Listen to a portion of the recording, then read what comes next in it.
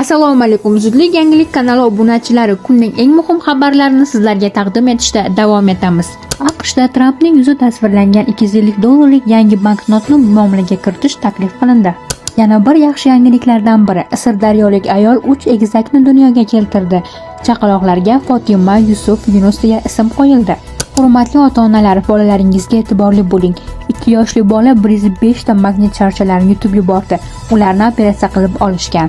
Qozog'istonda 2 yoshli bola bir hafta davomida tanasida xavfli magnit sharchalari bilan yurgani aniqlangan. Toshkentda qiz o'zini taksidan tashladi. Sarlavhasidagi videoni boshqa ko'rinishdagi holati. Ayol o'zini tashlagandek ko'rsatgan ekan, lekin holat bunday bo'lmagan.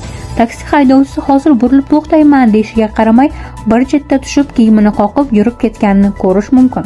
Maktablarda juma kunlari milliy kiyim kiyish majburiy emas. Maktabgacha va Maktab ta'limi vazirligi juma kunlarida milliy liboslarni kiyish bo'yicha hech qanday qaror qabul qilinmagani, bu o'quvchi va pedagoglarning ixtiyorida ekanini ma'lum qildi. Telegramda pulli xabarlar yo'lga qo'yilishi mumkin.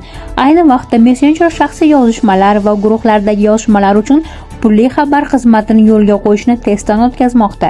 Telegram foydalanuvchilar haqidagi hamma ma'lumotni sotishi mumkin. Kontakt ma'lumotlarida uning qaysi davlatda, qachon Telegramdan ro'yxatdan o'tganigacha ma'lumotlar ko'rinib turishi mumkin bo'ladi. Toshkentdagi taksida ayolning ko'zi yoridi. Endilikda pensiya yoshidagi o'qituvchilar ham majburiy attestatsiyaga jalb etiladi.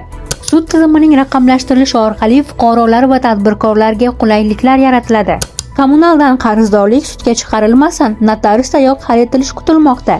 Aziz kanalimiz obunachilari, sizlarga yetkazmoqchi bo'lgan kunning eng muhim xabarlari shulardan iborat edi. Kanalimizdan uzoqlashmang, bizni kuzatishda davom eting. Xayr, salomat bo'ling.